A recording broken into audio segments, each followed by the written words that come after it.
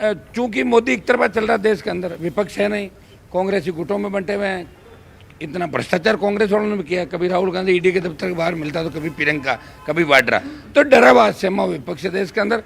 TOD का जिस दिन निर्णय हुआ अग्निपथ आई, उसी दिन सबसे पहले कोई पॉलिटिकल पार्टी सड़क पर आई, वो राष्ट्रीय लोकतांत्रिक पार्टी थी। अगर हम सड़क पे नहीं आते तो बिहार की तरह यहाँ भी हिंसा होती, देश में और जगहों में हिंसा होती। हमारा मकसद था टीओडी वापस होना चाहिए, और उस दिन बंद आरएलपी पार्टी ने कराए पूरे राजस्थान के अंदर, हमारे बच्चों की हिरासत में लिया।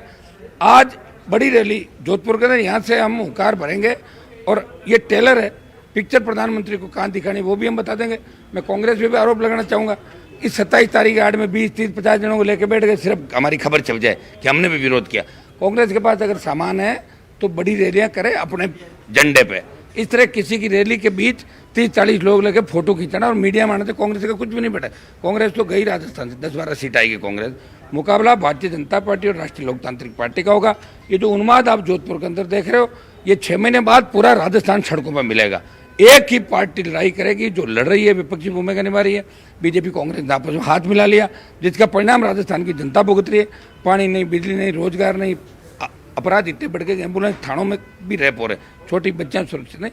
इन सब को लेकर जवानों के मन में बहुत बड़ा रोष है, और अब जब सेना के मामले के अंदर प्रधानमंत्री ने हस्तक्षेप किया तो ये रोष और बढ़ गया, और ये आंदोलन देश भर के अंदर फैलेगा। जोधपुर से शुरुआत हुई इस आंदोलन। हनुमान जी, आप लंबे समय से जोधपुर से रैली करने चाह रहे थे और अब विरोध की बात आ रही है, अब आगे क्या करेंगे? देखिए, जोधपुर की रैली जो मैं करना चाह रहा था, वो रैली में करना चाह रहा था, उसमें 1 महीने का समय देके ये मैदान तो छोटे पड़ जाते। हमारी थी 5 से 7 लाख लोग रैली करना, और चूंकि देश का जवान बीच में संकट में आ गया, और हमारी पार्टी जय जवान जय किसान के नारे साथ चल रही, राष्ट्रीय लोकतांत्रिक पार्टी। किसान जब तकलीफ में आए, सत्ता छोड़ी, एनडीए छोड़ के किसानों के साथ रहा, शाहजहाँपुर हाईवे जाम किया और मोदी को झुकाया।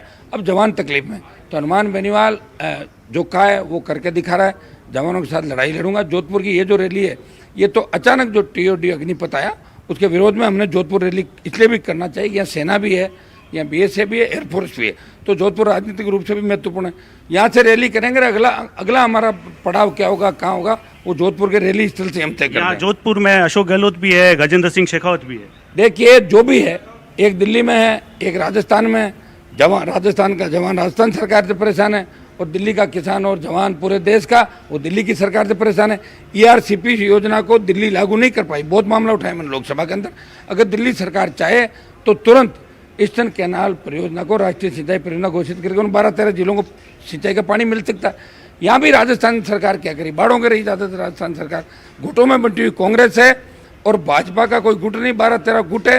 बीजेपी ने मौन साध लिया, सिर्फ मुख्यमंत्री कौन बने इसी काम में, इसलिए राजस्थान रसातल के अंदर चला गया। राजस्थान रसातल में। आखिरी सवाल, तो फिर आने वाले समय में किस तरीके की रणनीति, किस तरीके की भूमिका में? रणनीति हमारी, आप देखिए 4 दिन में लाखों लोग आ रहे हैं, तो फिर आप सोचो कि आगे 1.5 साल में कितने लोग सड़कों पर आएंगे।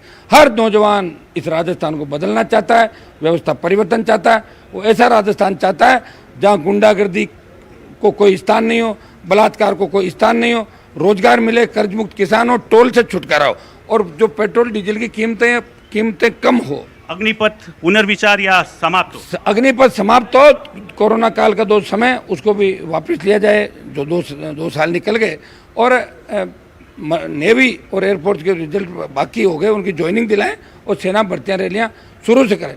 मोदी 72 साल में रिटायर नहीं हो रहा, खुद दूसरों को 70 साल की नसीहत दे रहा है, और जवान 24 साल में रिटायर हो जाएगा। कितना बड़ा भद्दा मजाक देश के साथ है। ये रेजिमेंट तोड़ने की साजिश है।